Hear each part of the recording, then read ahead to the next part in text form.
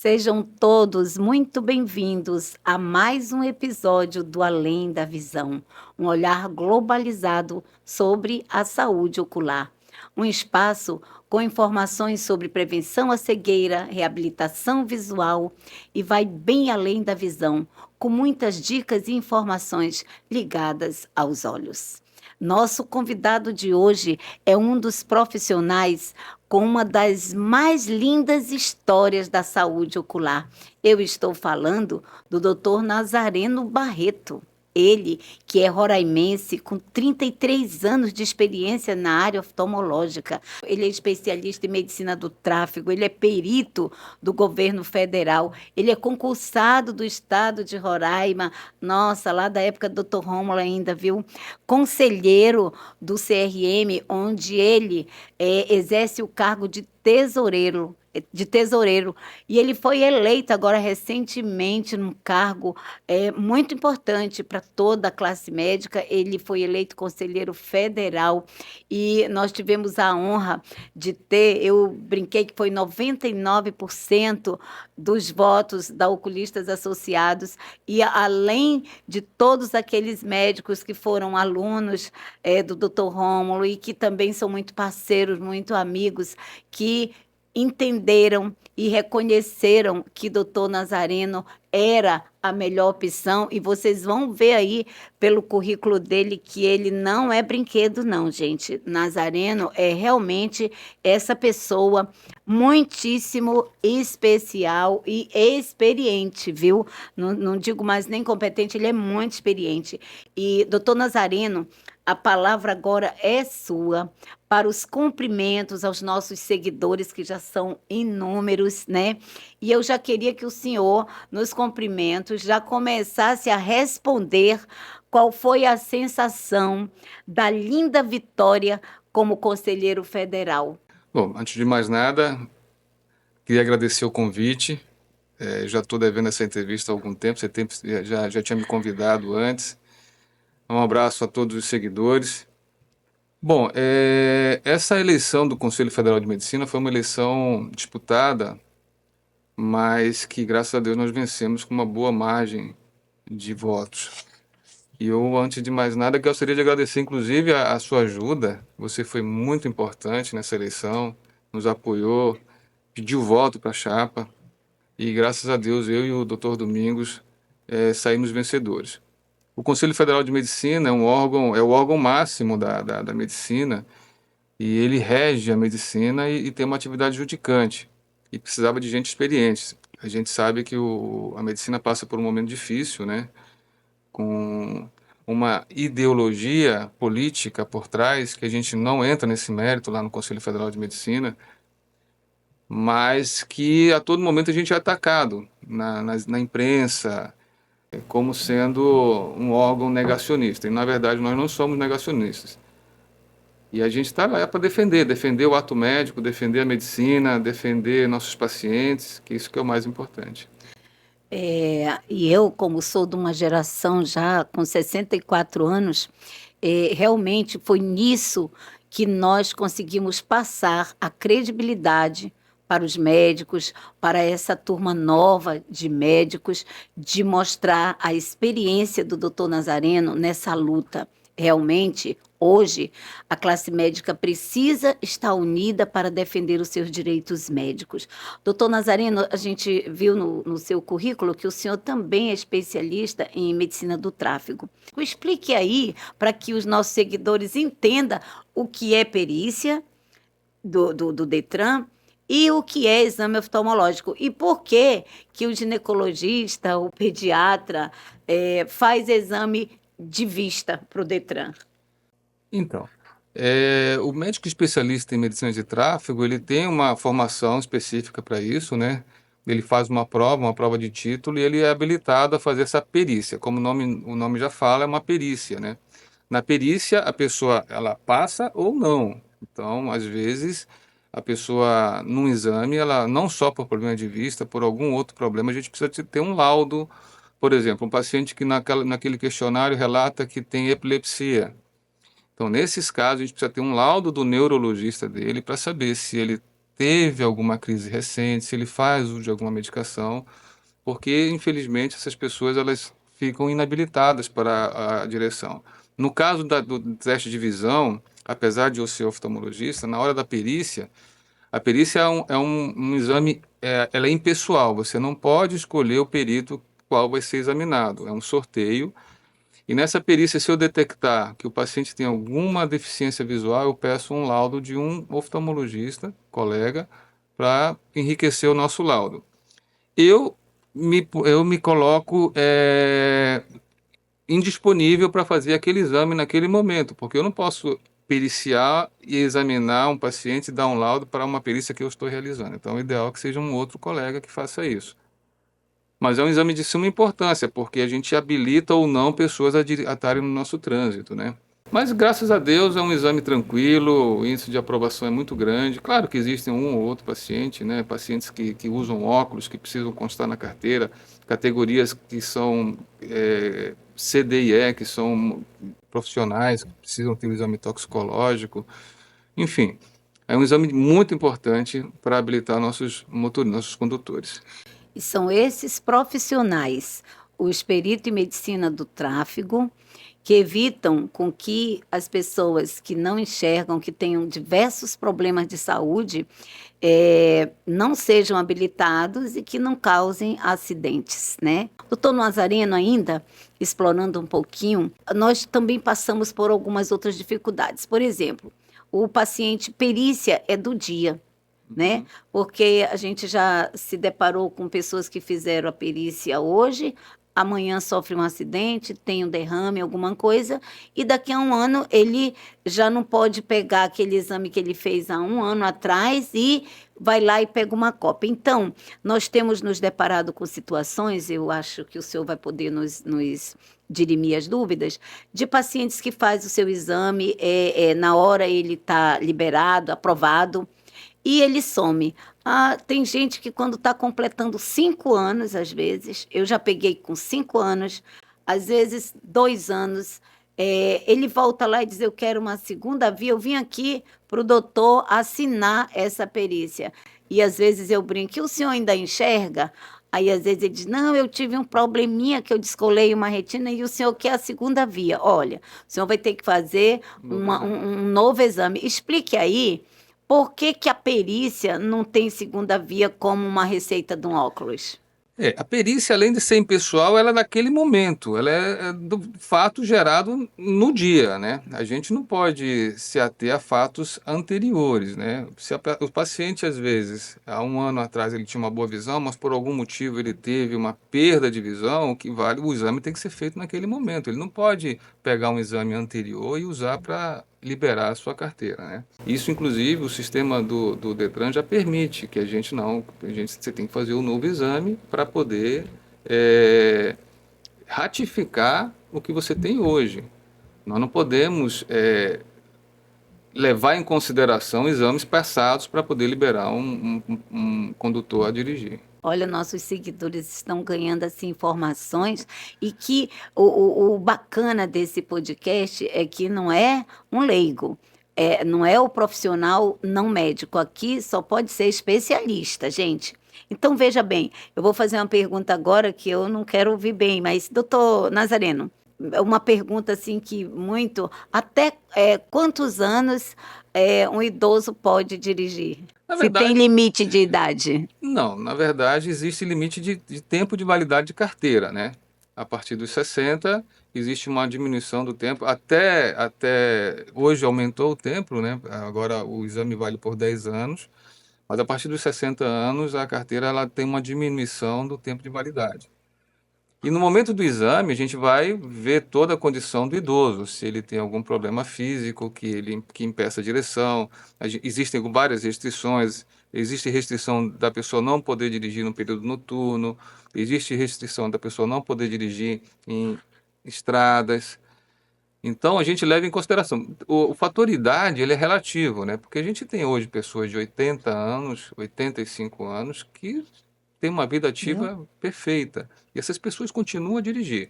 Alguns cuidados a gente impõe, né? Diminuição do tempo de validade da carteira, né? Dependendo da situação, da visão do paciente, ele não vai poder dirigir à noite. Ele é vedado direção noturna, existe uma restrição específica para isso. E dirigir, por exemplo, em estradas, além de exercer atividade remunerada também, que não vai poder. Qual é a diferença de ser operado pelo doutor Nazareno, pelo SUS e particular, pelo mesmo cirurgião? A técnica cirúrgica é a mesma, né? Não existe diferenciação. A gente sabe, né? A gente tem praticamente os mesmos equipamentos, né, de cirurgia, então a técnica cirúrgica é a mesma. O que modifica é a lente intraocular. A lente intraocular, infelizmente, que é implantada pelo SUS, é uma lente um pouco, ela é esférica, né? E hidrofílica. Nas lentes do particular, são lentes consideradas premium. Aí existe uma gama, trifocais, foco estendido, asféricas, enfim, tem uma infinidade de lentes que, pelo custo que essas lentes têm, a gente não consegue implantá-las pelo SUS.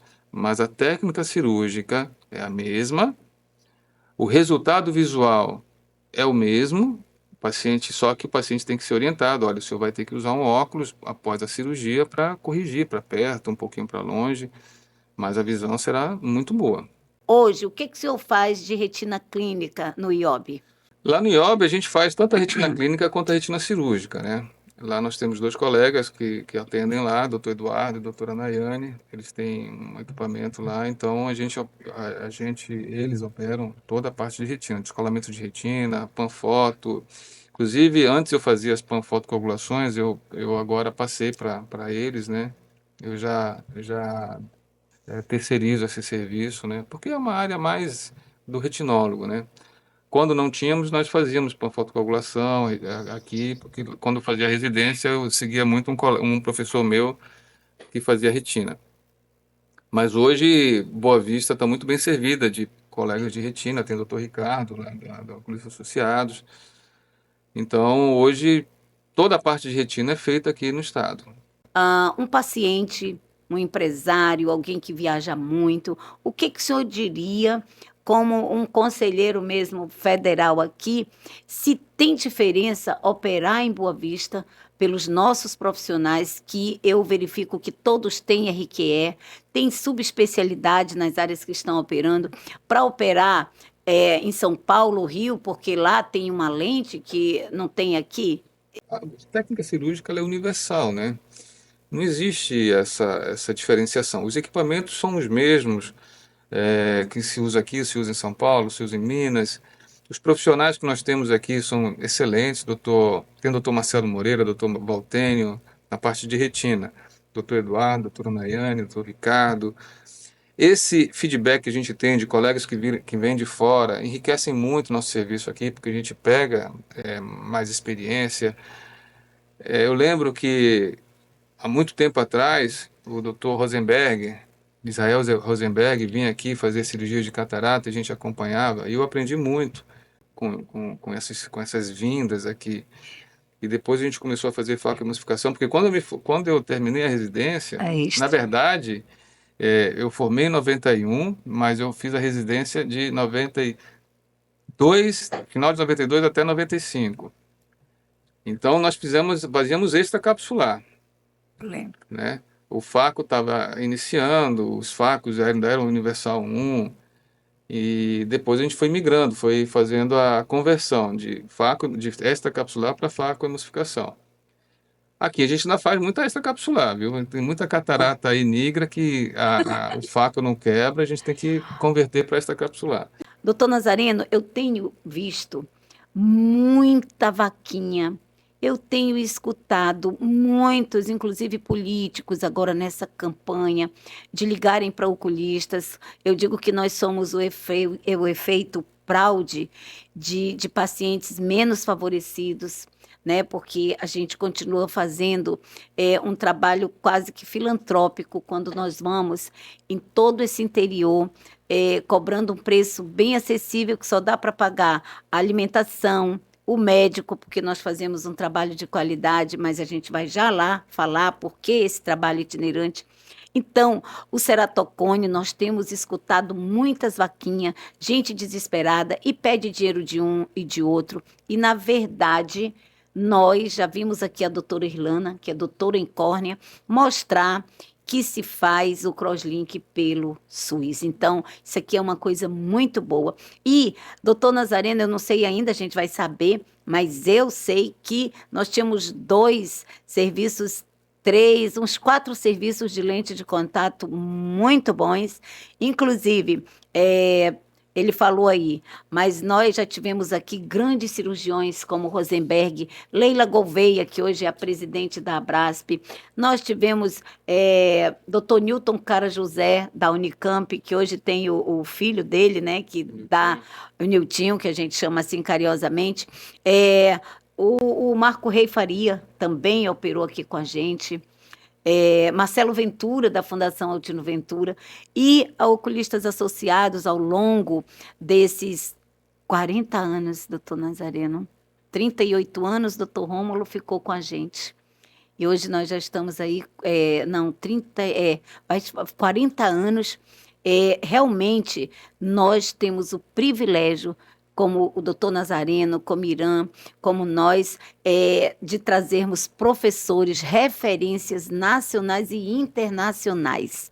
Inclusive, doutor Nazareno, graças a essas parcerias, eu fui coautora do primeiro livro de auxiliar de oftalmologia. Eu dei aula em toda a Soblec. Eu dei aula no Brasil inteiro, porque nós trabalhávamos juntos, sempre respeitando o espaço do médico, o ato médico, porque nós não somos médicos, mas doutor Nazareno sempre foi uma pessoa com muita responsabilidade. Sempre encontrei nos cursos as técnicas que trabalhavam com ele. E acabei de saber que Morgana, a sua esposa, que é uma gestora de mãos de fada, está indo para São Paulo fazer cursos de lentes de contato.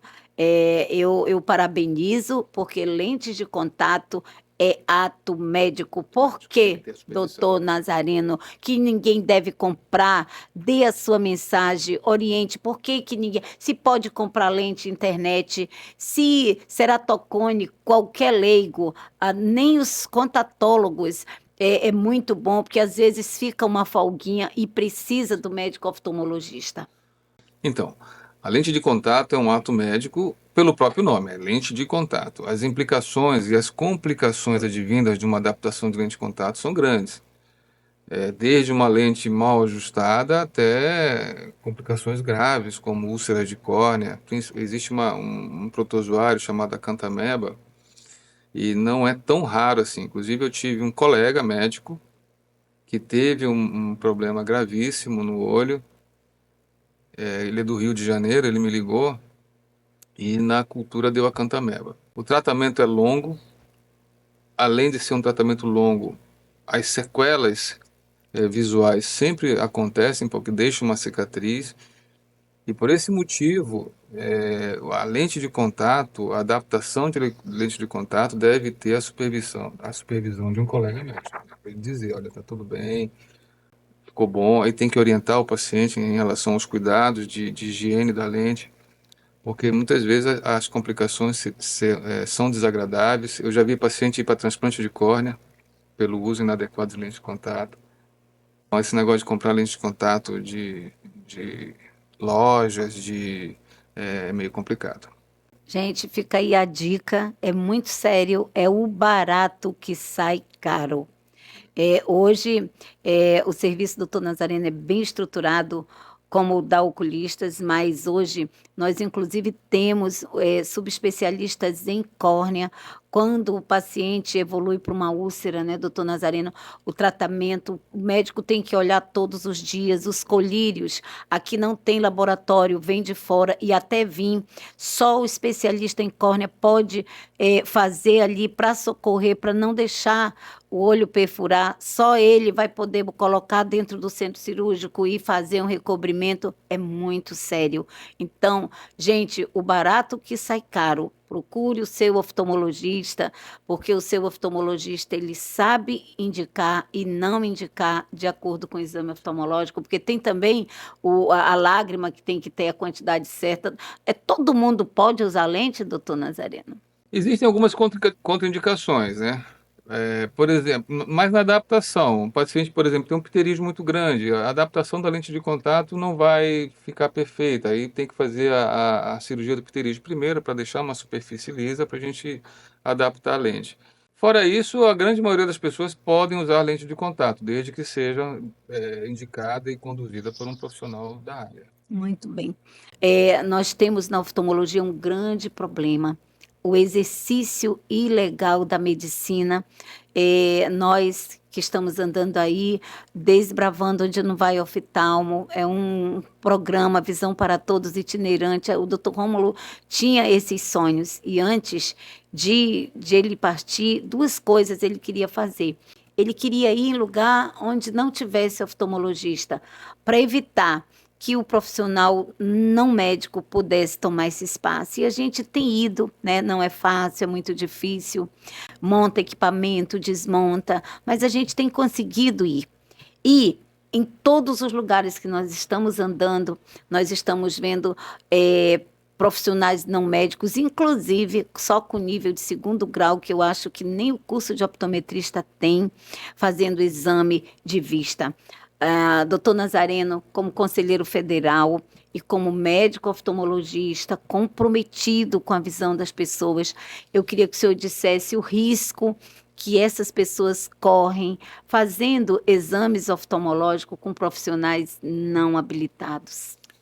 Bom, antes de mais nada, a optometria no Brasil hoje ela é ilegal. Existe uma ação, existe uma decisão da Suprema Corte e delegando essa competência ao Congresso. O Congresso vai dizer, através de uma lei, se a optometria pode ou não ser exercida no Brasil, mas hoje ela é ilegal. Realmente é um risco, né? O exame oftalmológico, ele não é só refração, a gente sabe disso. A gente faz uma série de exames, inclusive detecta doenças que não tem nada a ver com o olho através do exame oftalmológico. Tumores, diabetes, enfim, uma série de patologias. É um problema muito grande, o lobby em cima do optometrista é muito grande, eles têm acesso. A gente que atende no interior, eu já atendi no Iramutã, eu já atendi ali para Rorainópolis, lá, Caroebe? Caroebe, ali na Colina, fui para atender em Colina, outros colegas foram para o Baixo Rio Branco, eu não fui, mas era louco para ir.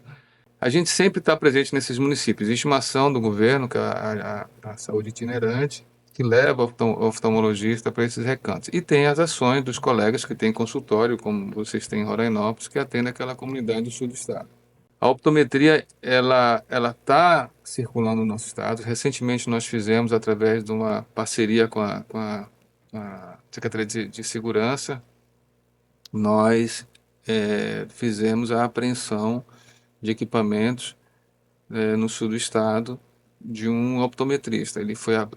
Os equipamentos foram apreendidos, ele também, depois ele assinou um termo, foi liberado, porque é um crime de menor Potencial. potencial, mas a gente tem combatido. Toda vez que surge alguma denúncia, a gente já encaminha para a delegada, a delegada já aciona o delegado do município para ir fazer uma investigação.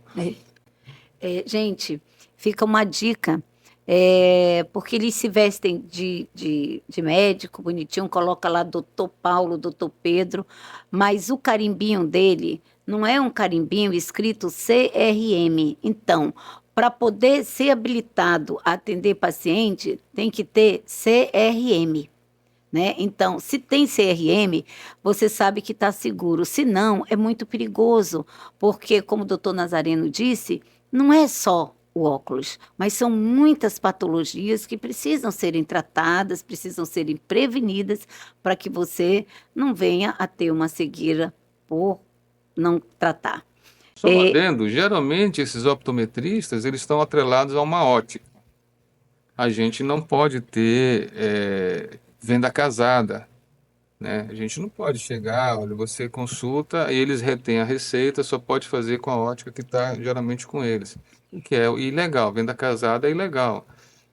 E o intuito deles é puramente comercial. Não existe nada relacionado à saúde. Eles querem vender óculos. Inclusive anunciam bem falsamente exame gratuito.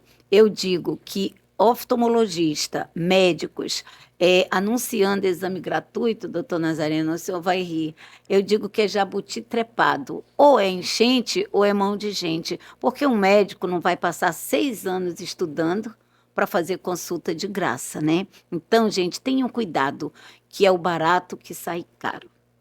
A gente quer saber a opinião de uma pessoa que entende muito de direito médico e que se alegra com o crescimento da saúde de qualidade no nosso estado.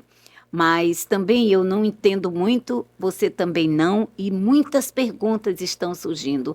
Quantos hospitais nós temos em Roraima? Quantos profissionais dispostos e com formação de mestrados, doutorados, pós-doutorados para formar tantos profissionais que vão cuidar das nossas vidas?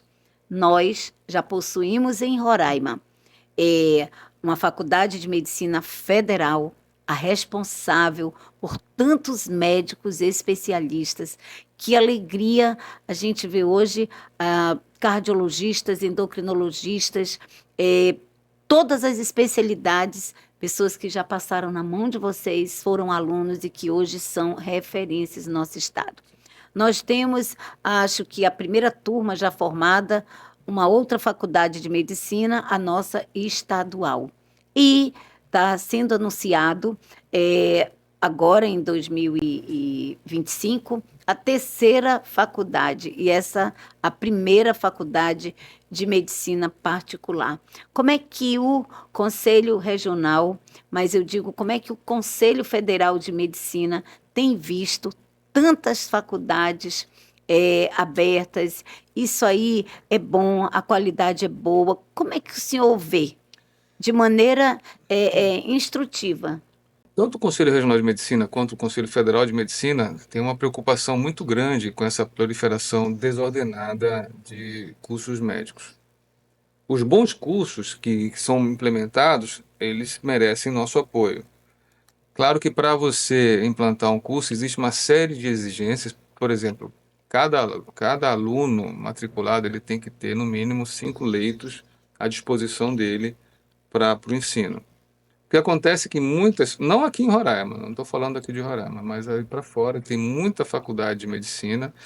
Hoje, bom, o último levantamento que nós tivemos eram mais de 350 cursos de medicina no país.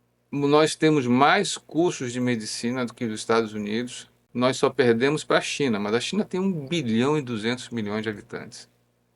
Então, hoje, o Conselho Federal e o Conselho Regional manifestam uma preocupação muito grande com a formação médica, tanto que isso foi uma das nossas propostas de campanha. A tendência, existe um projeto de lei tramitando no Congresso que vai provavelmente exigir uma prova para os discentes, né, para os alunos, que é durante o curso e ao final do curso. Aí, ao final dessas duas avaliações, tanto o curso poderá ser avaliado, quanto o aluno terá direito ao CRM, né?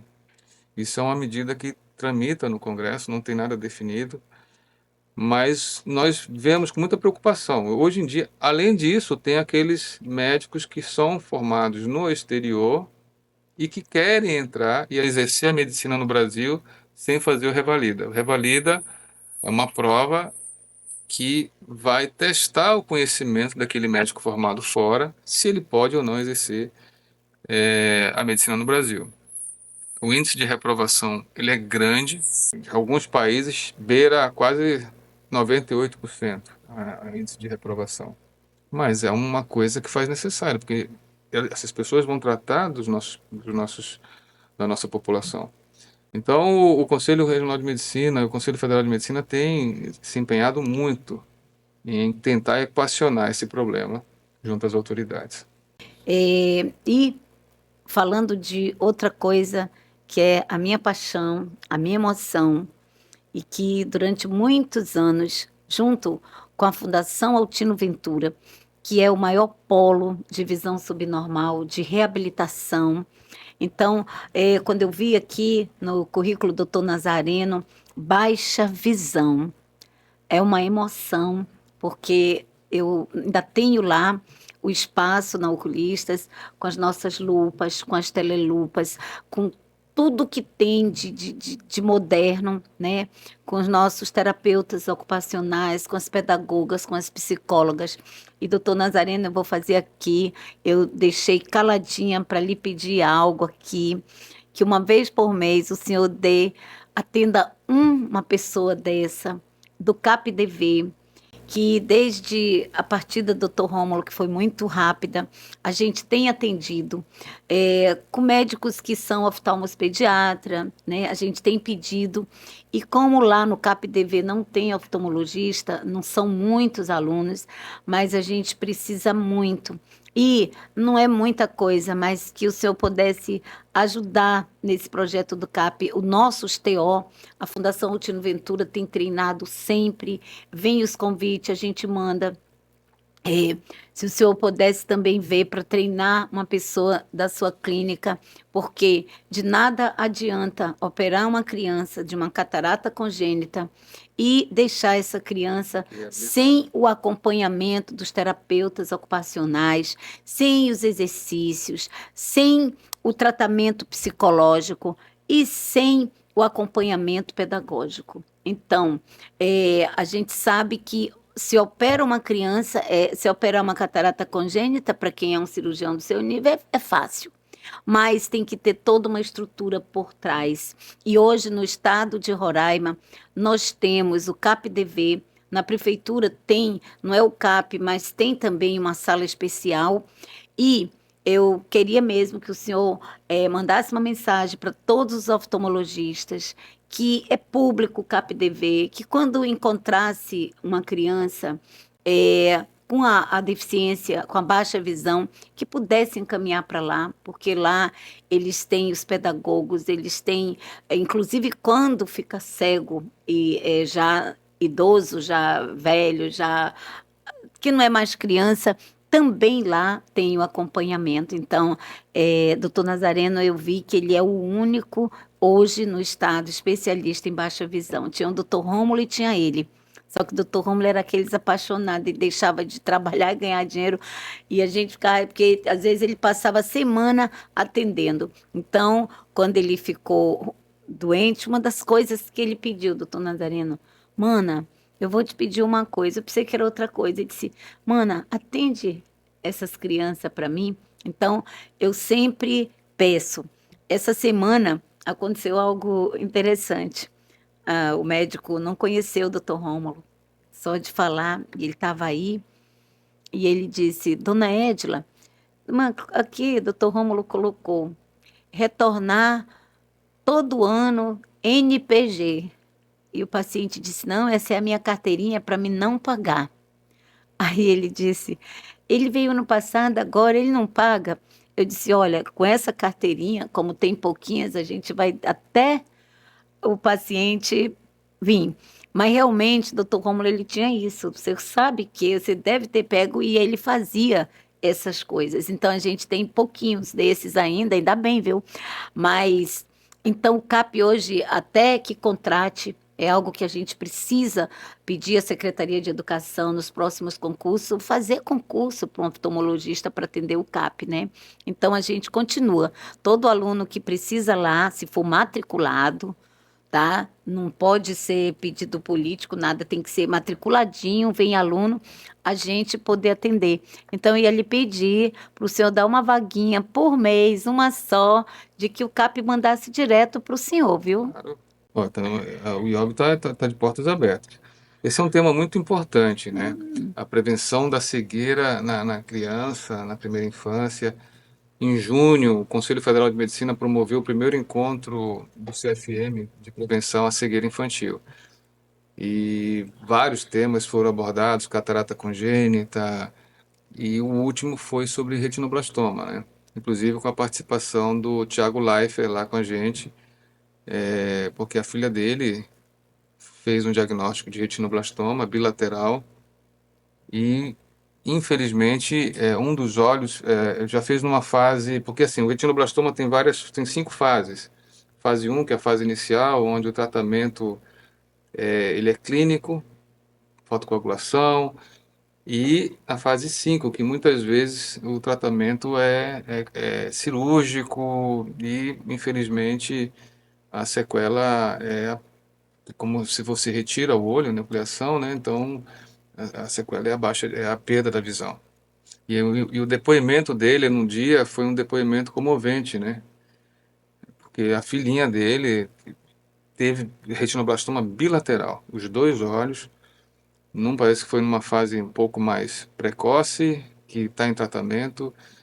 Vamos tentar preservar a visão, alguma visão nos olhos da filha.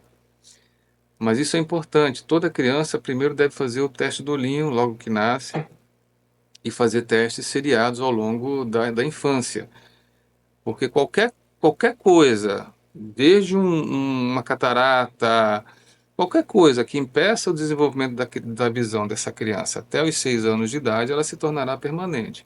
E no caso do retinoblastoma ainda é mais grave, porque é um tumor maligno e que, infelizmente, pode levar a óbito essa criança. Então, a gente está à disposição. Eu fiz em 98, 99, eu Na fiquei um Unicamp. tempo, fiquei um tempo na Unicamp fazendo visão subnormal.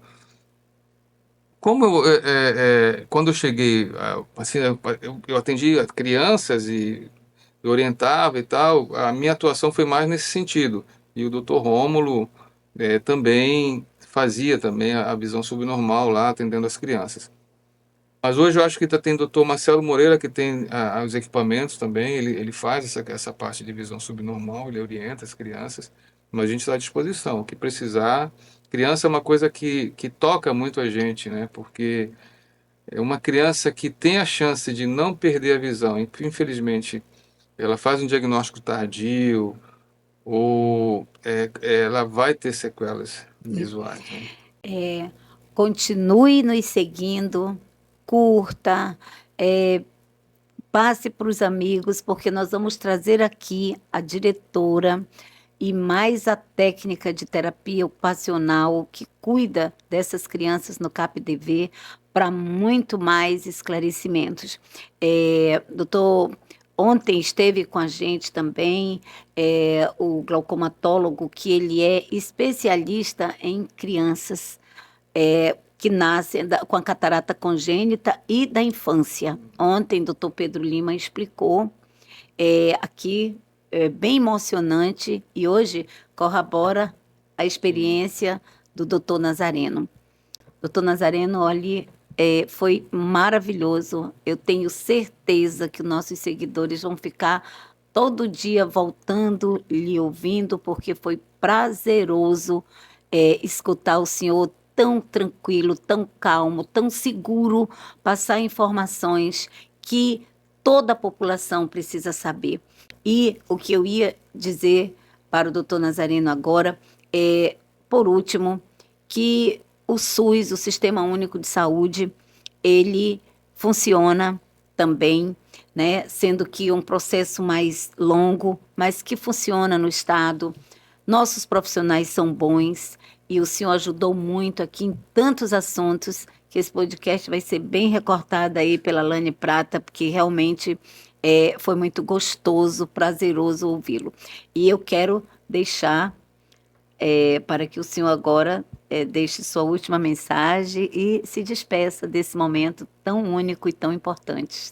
Eu só tenho a agradecer pelo convite, estar aqui. Realmente foi um papo muito agradável e dizer que o SUS realmente presta um serviço que a gente não tem como medir. No sábado, eu estava contando para você, minha mãe teve um problema de saúde, nós fomos na pressa, fomos para a emergência do HGR, e assim, a dedicação que os colegas, toda a equipe médica lá tem com os pacientes, eu fico até às vezes aborrecido quando alguém fala mal dos colegas. A estrutura, a hotelaria, talvez em termos de conforto, não seja igual ao de um hospital privado, mas o serviço prestado por aqueles colegas do HGR, da maternidade, do Hospital da Criança, é um serviço. Durante a campanha, a gente visitou essas unidades todas e a gente vê a dedicação que todos os colegas têm com seus pacientes. É impressionante. Então, muito obrigado pelo espaço. A gente está às ordens, tanto lá no IOB, quanto no Conselho Federal de Medicina, quanto no Conselho Regional de Medicina, para tirar qualquer dúvida em relação à medicina aqui no nosso estado. Muito obrigado, Ed. Continuem com a gente, curtindo, continuem com a gente, prestigiando esse podcast, porque ele vai muito além da visão e muitos outros profissionais ainda vão estar aqui com a gente.